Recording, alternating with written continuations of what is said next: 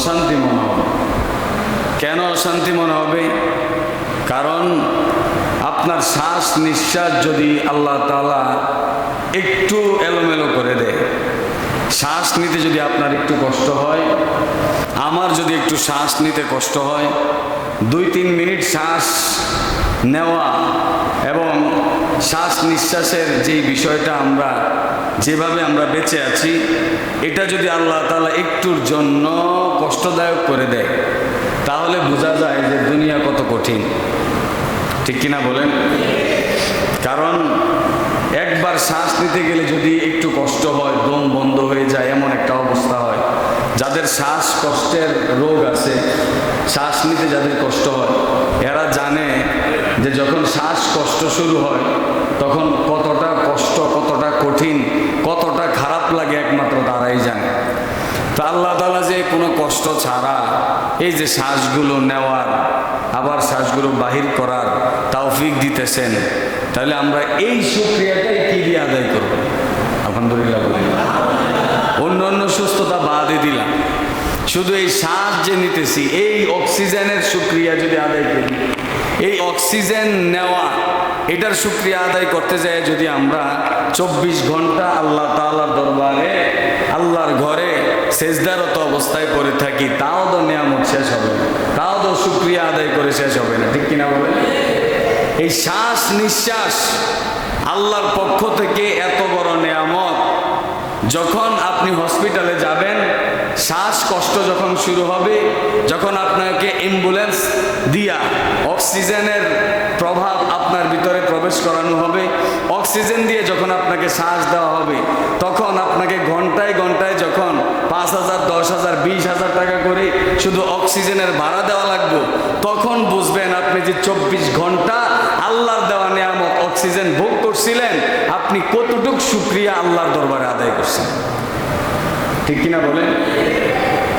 2 ঘন্টা অক্সিজেন দিলে কয় হাজার টাকা বিল আসে?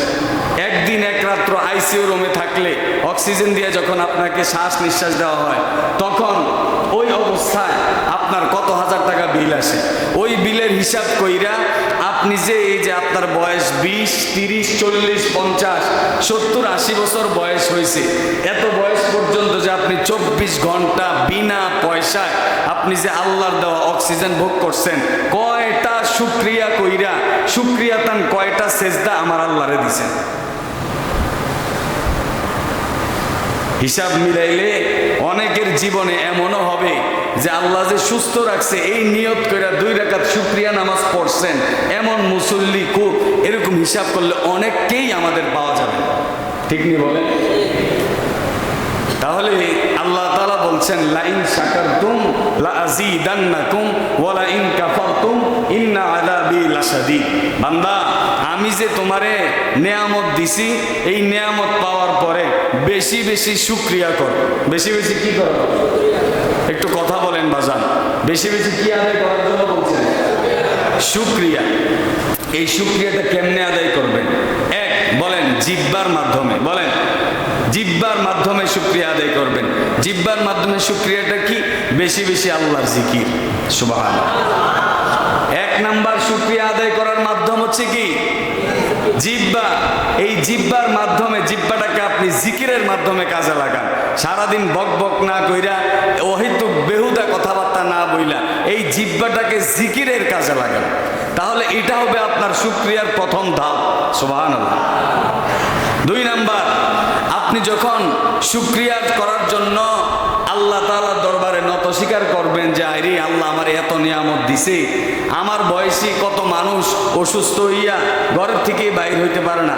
এখানে এমন অনেক মুরব্বী বাবারা আছেন যাদের বয়সী অনেক মানুষ কবরে চলে গেছে, যাদের বয়সী অনেক মানুষ প্যারালাইসিস হইয়া ঘরের মধ্যে পড়ে রয়েছে, যাদের বয়সী অনেক মানুষ অসুস্থ হইয়া পাও নষ্ট, হাত নষ্ট, চলতে পারে না, ফিরতে পারে না, ঠিক মতন কাজ দিতে পারে না। কিন্তু আপনাকে আল্লাহ এখনো পরিশ্রম কইরা নিজের শক্তি কাজে লাগাইয়া চলার মতো তৌফিক এখনো আল্লাহ আপনাকে দিয়া রাখছে। তা আপনার কি শুকরিয়া করার দরকার আসেনি? কবে করবেন শুকরিয়া? কবে? মরলে। মরলে যদি আমরা জিকির করার জন্য, একটা সেজদা দেওয়ার জন্য হাজারো চেষ্টা করি, আমাকে আর আপনাকে কি আর কবরে একটা সেজদা করার সুযোগ দেওয়া হবে? একটা সেজদা দেওয়ার সুযোগ আর পাবেন না। ওইখানে হাজারো চেষ্টা করেও একবার সুবহানাল্লাহ বইলা যে আপনি একটু নেক আপনার আমলনামায় লিখাইবেন, এই সুযোগ আর দেওয়া হবে? তো জিকির করবেন কোন সময়? মৃত্যুর আগে। বলেন কোন সময়? এখনই। এই জিকিরের মাধ্যমে শুকরিয়া করেন। এই জিকিরটাই হচ্ছে, আপনি হসপিটালে যেমন অক্সিজেন লাগাইয়া অক্সিজেনের বিল দিছেন, এই দুনিয়ার মধ্যে আপনি যে অক্সিজেন নিতেছেন, আল্লাহ দেওয়া অক্সিজেন, ওই অক্সিজেনের বিল হচ্ছে আল্লাহর জিকির। জোরে বলেন সুবহানাল্লাহ। ওই অক্সিজেনের বিল হচ্ছে শুকরিয়াতান 2 রাকাত নফল নামাজ। সুবহানাল্লাহ। ওই অক্সিজেন, যে অক্সিজেন আমরা 24 ঘন্টা নিতেছি, এই অক্সিজেনের বিল হচ্ছে কোরআন তেলাওয়াত। যে অক্সিজেন 24 ঘন্টা আমরা নিতেছি, আল্লাহর দেওয়া অক্সিজেন, এই অক্সিজেনের বিল হচ্ছে আল্লাহর রাস্তায় বেশি বেশি দান করা। জোরে বলেন সুবহানাল্লাহ। যে অক্সিজেন 24 ঘন্টা আমরা নিতেছি, আল্লাহ তাআলা দিতেছে, ওই অক্সিজেনের বিল হচ্ছে আপনি একজন মানুষকে উপকার করেন। যে অক্সিজেন 24 ঘন্টা আমরা নিতেছি, এই অক্সিজেনের বিল হচ্ছে আপনি একজন অপর মুসলমান ভাই যখন বিপদে পড়ছে, তার পাশে আপনি কোনো চিন্তা ছাড়া, স্বার্থ ছাড়া তার পাশে আপনি দাঁড়িয়ে যান। এটাই হচ্ছে অক্সিজেনের বিল। আল্লাহর দেওয়া নেয়ামতের শুকরিয়াটা হচ্ছে এটাই। তাহলে শুকরিয়া আদায় করার দরকার আসেনি? করবেন। আল্লাহ তৌফিক দেন, বলেন আমিন। আল্লাহ তাআলা আমাকে এবং আমরা যারা শুনেছি আমাদের সকলকে আমল করার তৌফিক দান করেন, বলেন আমিন। বাবারা আমার, ভাইরা আমার, সম্মানিত বাজান, এখন একবার সুবহানাল্লাহ বললে কতটুক দাম এটা টের পাবেন হাসরের ময়দানে। এখন তো দুনিয়ার জীবনের 24 ঘন্টা সময় থেকে 24 ঘন্টা সময় এমনিই শেষ করে দিলেন। 24 ঘন্টা সময় থেকে 23 ঘন্টা সময় ঘুমাইতে আর ঘুরতে ঘুরতে, চা খাইতে খাইতে, বিড়ি খাইতে খাইতে এই 23 ঘন্টা সময় শেষ।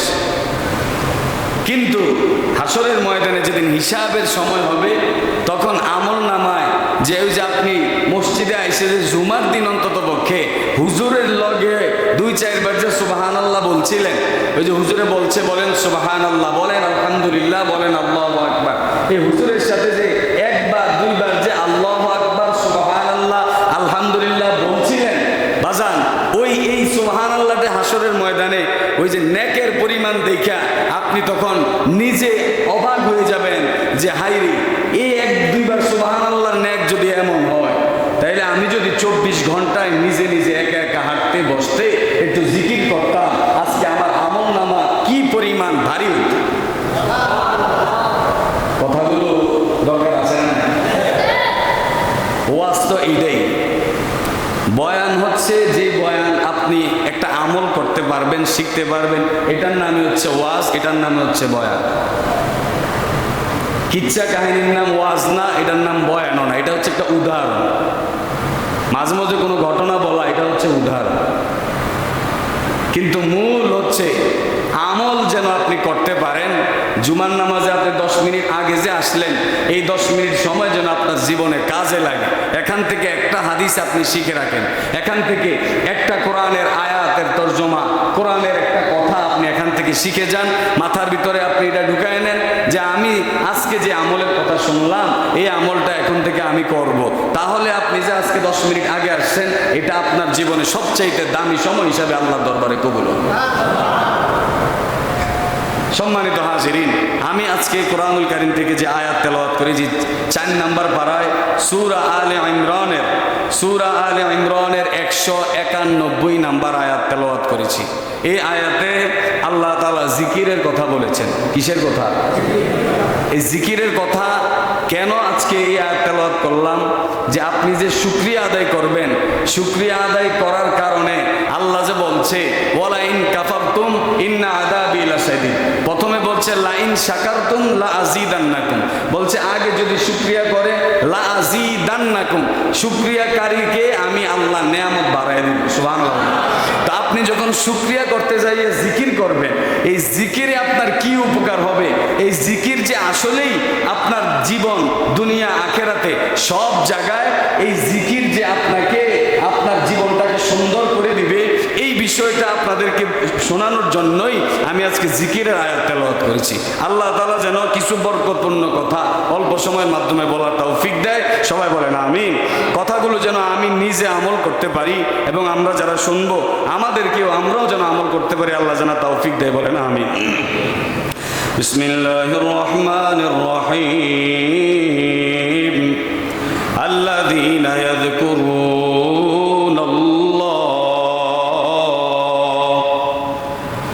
কিয়ামান ওয়া কুউদান ওয়া আলা জুনুবিহিম ওয়া ইয়াতাফাক্কারুনা ফি খালকিস সামাওয়াতি ওয়াল আরদ রব্বানা মা খালাকতা হাযা বাতিলান সুবহানাক ফাকিনা আযাবান নার। উচ্চ আওয়াজে জবান খুলে বলেন সুবহানাল্লাহ। আল্লাহ তাআলা বললেন, বান্দা আমি তোমার যেই নিয়ামতগুলো দান করেছি, তোমাকে সুস্থতা দান করেছি, তোমাকে আমি দুনিয়াতে চলার জন্য সন্তান সন্ততি, স্ত্রী, বাবা মা, দাদা দাদি, নানা নানি, খালা খালু, পুরা দুনিয়ার মধ্যে আমি জোড়ায় জোড়ায় জোড়ায় জোড়ায় সব কিছু সৃষ্টি কইরা আমি আল্লাহ তোমার উপরে দয়া করেছি, নিয়ামত দান করেছি। যদি দুনিয়ার মধ্যে আমাকে আর আপনাকে একা একা পাঠানো হতো, দুনিয়ার মধ্যে আমরা বসবাস করতে পারতাম? জোরে বলেন। একা পাঠাইলে সারাক্ষণ যদি আপনার ঘরের মধ্যে আপনার একা থাকা লাগতো, থাকা সম্ভব হতো? কি আশ্চর্য না আল্লাহর সৃষ্টি দেখেন। আল্লাহ তাআলা জোড়ায় জোড়ায় সব সৃষ্টি করছে। সুবহানাল্লাহ বলেন। আসমান, চাঁদ, সুবহানাল্লাহ বলেন, নদী, নালা, খাল, বিল, বাবা, ভাই, খালা, নানা, দাদা, চাচা। কেন আল্লাহ তাআলা জোড়া জোড়া সৃষ্টি করলেন? সুবহানাল্লাহ বলেন। ওয়া মিন কুল্লি শাইইন খালাকনা যাওজাইনি লাআল্লাকুম তাযাক্কারুন। আল্লাহ তাআলা বলেন, আমি দুনিয়ার মধ্যে যদি কাউরে একা একা পাঠাইতাম, এই দুনিয়ার মধ্যে একা একা বসবাস করার মতো কোনো জায়গা নাই। একা একা যদি কাউরে বসবাস করার জন্য পাঠাইতাম, তার জন্য দুনিয়ার মধ্যে একা একা থাকা সম্ভব ছিল না। এই জন্য আমি আল্লাহ তাকে যেন দুনিয়ার মধ্যে চলাফেরা করা, বসবাস করা তার জন্য যেন আরামদায়ক হয়, তার জন্য যেন শান্তিদায়ক হয়, এই জন্য আমি আল্লাহ সব কিছু জোড়ায় জোড়ায় পাঠাইয়া দিছি। একা একা থাকলে কতক্ষণ ঘুমাইতেন? ঘুমের থেকে উঠতে এরপরে কি করতেন?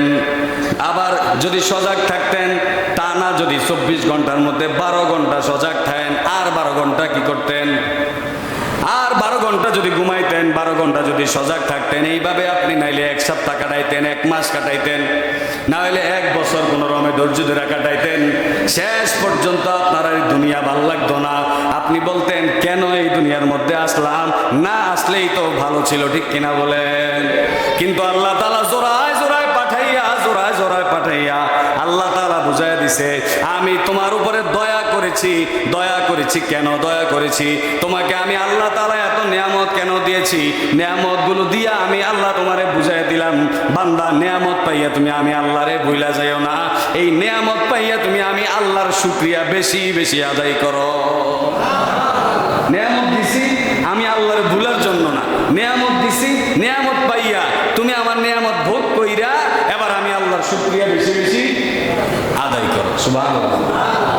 এখন তো আমরা নিয়ামত পাইলে আল্লাহরে ভুলে যাই, বিপদে পড়লে আল্লাহর কথা মনে হয়, ঠিক নেই?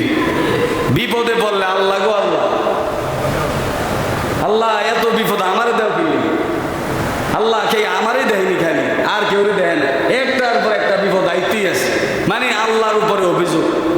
বিপদে পড়লে আল্লাহ, আর যখন বিপদ নাই শেষ। একটা জিকিরও নাই, মসজিদও আসে না, নামাজও নাই, রোজাও নাই, আরামে দিন কাটাইতেছে। আর যখন বিপদ হয় তখন 2 রাকাত নামাজ পড়তে হইলেও মসজিদে, আরে বিপদ আছে রে বন্ধু, মসজিদে কোথাও যাওয়া লাগবে, আজকে নামাজ পড়ে কোথাও দোয়া করা লাগবে। আবার হুজুরে ডাক দেখো, হুজুর দোয়া করেন, বিপদে আছি, এই সমস্যা আছে, অমুক সমস্যা আছে।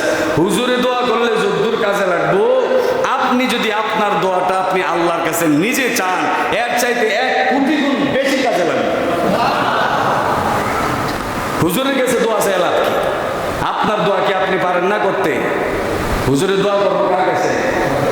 আরে জোরে কোন কার কাছে? তা আপনার আল্লাহ নাই? আল্লাহ কি শুধু হুজুরের? আল্লাহ কার? সবাই। তা আল্লাহ তাআলা বলতেছে উদউনি আস্তাজিব লাকুম, বান্দা তুই আমার কাছে চা, আমি আল্লাহ তোরে দেওয়ার জন্য 24 ঘন্টা প্রস্তুত থাকি। কিন্তু তুমি তো বান্দা আমার কাছে চাও না, তুমি পাইবা কেন? না চাইলে কেউ কিছু দেয় নাকি? তা আপনি চান না কেন? চান, বেশি বেশি চান, আল্লাহ তাআলা দেওয়ার জন্য প্রস্তুত। সুবহানাল্লাহ। আল্লাহ তাআলা বলেন আল্লাযীনা ইয়াযকুরুনাল্লাহ, বান্দা তুমি আমি আল্লাহর শুকরিয়া আদায় করার জন্য বেশি বেশি করে জিকির করো। কেমনে কেমনে জিকির করবা? ইয়াযকুরুনাল্লাহ কিয়ামা, যখন দাঁড়ানো অবস্থায় থাকবা, যখন হাঁটা অবস্থায় থাকবা, যখন দোকানে যাইতে থাকবা, যখন তুমি রাস্তাঘাটে হাঁটবা, যখন তুমি মসজিদে আসতে থাকবা, যখন তুমি মসজিদ থেকে বাহির হইতে থাকবা, ওই সব অবস্থায় তুমি আমি আল্লাহর জিকির করতে থাকো। এবার ও কুউদা, আল্লাহ তাআলা বলেন বান্দা তুমি যখন বসে থাকা অবস্থায়, তুমি ঘরের মধ্যে বসে আসো, তুমি দোকানের মধ্যে দোকানদারি করতেছো, বসে আসো, তখন আমি আল্লাহর জিকির করো। তুমি গাড়ি চালাও, গাড়ি চালানোর সময় তোমার হাত কাজে লাগে, পাও কাজে লাগে, জিহ্বা কিন্তু অবসর থাকে, তুমি ওই গাড়ি চালানো অবস্থায় আমি আল্লাহর জিকির করতে থাকো। জোরে বলেন সুবহানাল্লাহ। বান্দা কিয়ামান ওয়া কুউদান ওয়া আলা জুনুবিহিম, তুমি যখন যে অবস্থায় থাকো, শোয়া অবস্থায় আছো, একা একা শুয়ে আছো, শুয়ে শুয়ে তুমি আমি আল্লাহর জিকির করতে থাকো।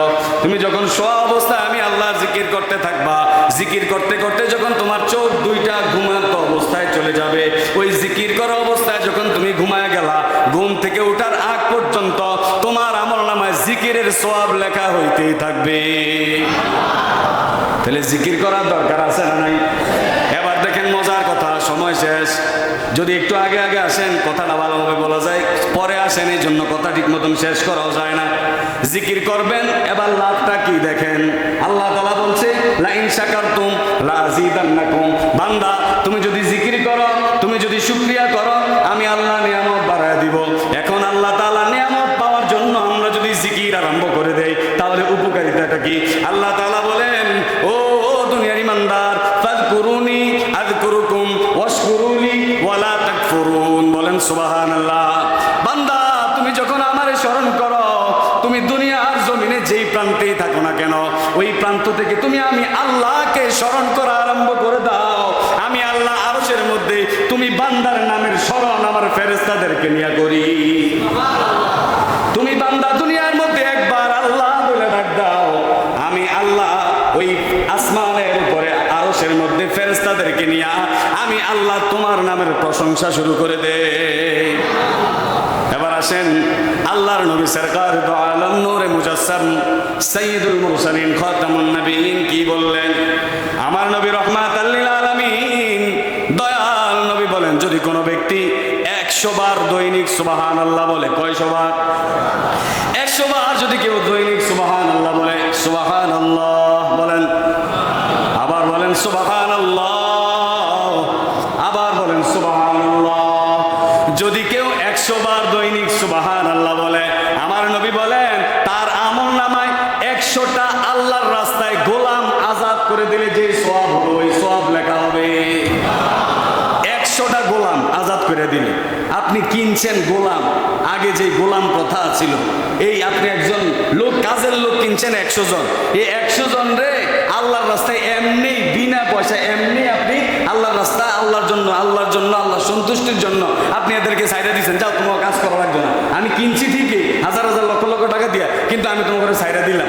এই যে আল্লাহর রাস্তায় এই লোকটারে যে আজাদ করে দিলেন, স্বাধীন করে দিলেন, এই স্বাধীন করে দেওয়ার কারণে এই লোকটা কি পরিমাণ খুশি হয়, এই লোকটা কি পরিমাণ আপনার জন্য দোয়া করবে। এই আপনি মাত্র 100 বার সুবহানাল্লাহ বললে আপনার আমল নামায় এরকম 100টা গোলাম আজাদ করে দেওয়ার সওয়াব লেখা হয়ে যায়। আরেকটু জোরে বলেন আল্লাহু আকবার। এবার 100 বার সুবহানাল্লাহ বললে আপনার আমল নামায় 100 বার আলহামদুলিল্লাহ বলেন, কয়শো বার?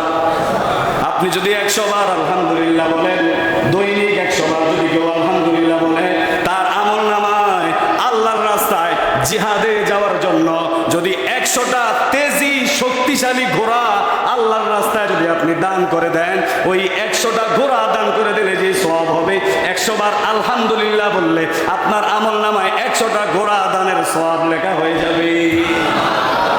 জোরে বলেন আল্লাহু আকবার। এবার যদি আপনি 100 বার আল্লাহু আকবার বলেন, কয়শো বার? 100 বার যদি আপনি আল্লাহু আকবার বলেন, আল্লাহর নবী সরকার দো আলম রহমাতাল লিল আলামিন বলেন, যদি কেউ 100 বার আল্লাহু আকবার বলে, আল্লাহু আকবারের জিকির যদি দৈনিক কেউ 100 বার করে, তাহলে তার আমল নামায় আল্লাহর রাস্তায় 100টা উট কুরবানি করে দিলে যে সওয়াব, ওই সওয়াব তার আমল নামায় লেখা হয়ে যাবে।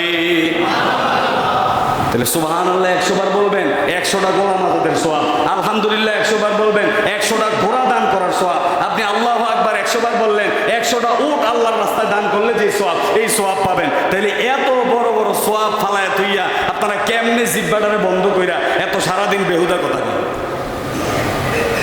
আরে আপনি তো আপনার জান্নাতের ঘর বানাইতে বানাইতেই তো আপনার সময় শেষ, সময় থাকার কথা না। আপনি কেমনে এত দুনিয়ার মধ্যে মানুষের হিডা হিডা লইয়া এত বগর বগর করেন কেমনে? কথা বলেন। এবার আসেন, যদি আপনি 100 বার লা ইলাহা ইল্লাল্লাহ বলেন, কয়শো বার? 100 বার যদি আপনি লা ইলাহা ইল্লাল্লাহ বলেন, আমার আল্লাহ তাআলা আসমান থেকে জমিন পর্যন্ত যত খালি জায়গা আছে, পুরা জায়গাটা আপনার আমল নেক দিয়া ভরপুর করে দিবেন। যদি আপনি 100 বার দুরূদ শরীফ পড়েন, কয়শো বার?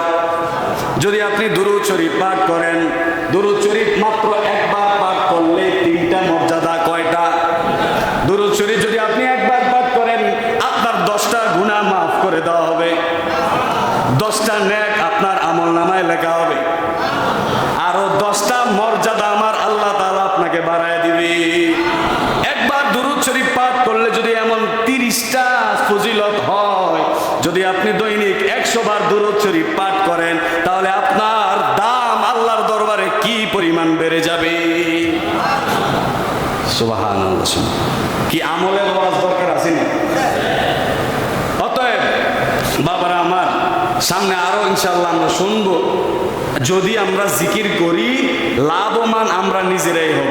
রাসূল সাল্লাল্লাহু আলাইহি সাল্লাম বলেন, যে জিকির করে, এই জিকিরকারীর প্রশংসা শুধু আল্লাহ নিজে ফেরেশতাদেরকে নিয়ে করে না।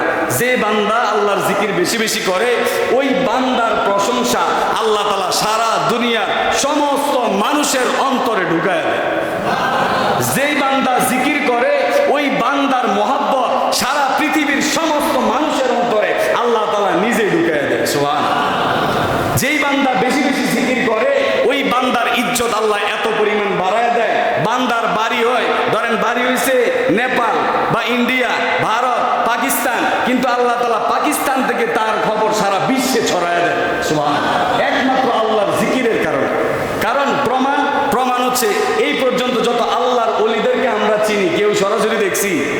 এরা তো আজ থেকে 100 বছর, 200 বছর, কেউ 500 বছর আগে দুনিয়ার জমিন থেকে বিদায় হয়ে গেছে। এখনো পর্যন্ত আমরা তাদের নাম নেই কেন? তারা যে 24 ঘন্টা আল্লাহ আল্লাহ জিকির করছিল, এই জিকির আল্লাহর দরবারে এতটাই পছন্দ হয়েছে, আল্লাহ তাআলা সারা পৃথিবীর সমস্ত মানুষের অন্তরে এদের নাম ঢুকাই দিছে, এদের মহব্বত ঢুকাই দিছে। এই জন্যই আমরা এখনো পর্যন্ত আব্দুল কাদের জিলানীকে এখনো মহব্বত করি, এখনো পর্যন্ত আমরা বাইজিদ বোস্তামীকে মহব্বত করি, এখনো পর্যন্ত শাহজালাল শাহফরান রহমতুল্লাহ আলাইহি কত বছর আগে দুনিয়ার জমিন থেকে বিদায় হয়ে গেছে। এখনো সারা বিশ্বের মুসলমান তাদের মাজার জিয়ারত করার জন্য সারা বিশ্ব থেকে ছুটে আসে। কেন? ময়নারকান্দি কবরস্থানে তো কত মুর্দেগান শুয়ে আছে, এরাও তো মানুষ। শাহজালাল তো মানুষ, শাহফরানও মানুষ, এরা তো ফেরেশতা না, এরাও তো মানুষ। এদের কবর জিয়ারত করার জন্য কেউ আসে না কেন? আর শাহজালাল শাহফরান রহমতুল্লাহ আলাইহি এদের মাজার জিয়ারত করতে আসে কেন? আসার কারণ শুধু একটাই, এদেরকে আল্লাহ কবুল করে নিছে। সুবহানাল্লাহ। এরা এত পরিমাণ জিকির করছে, এই জিকির আল্লাহর দরবারে এত পরিমাণ কবুল হয়েছে, আল্লাহ সারা পৃথিবীর মানুষের অন্তরে এদের মহব্বত ভালোবাসা ঢুকাই দিয়া এদের দাম আল্লাহ দুনিয়াতেও বাড়াই দিছে, হাসরের ময়দানও এদেরকে সুপারিশ করার সুযোগ দিয়ে দিবে। এরা হাজার হাজার মুরিদদেরকে নিয়ে, লক্ষ লক্ষ মুরিদানদেরকে নিয়ে এরাও আমার নবীর সাথে জান্নাতে ঢুকে যাবে। সুবহানাল্লাহ। ওয়া আখিরি দাওয়ানা আনিল হামদুলিল্লাহি রাব্বিল আলামিন।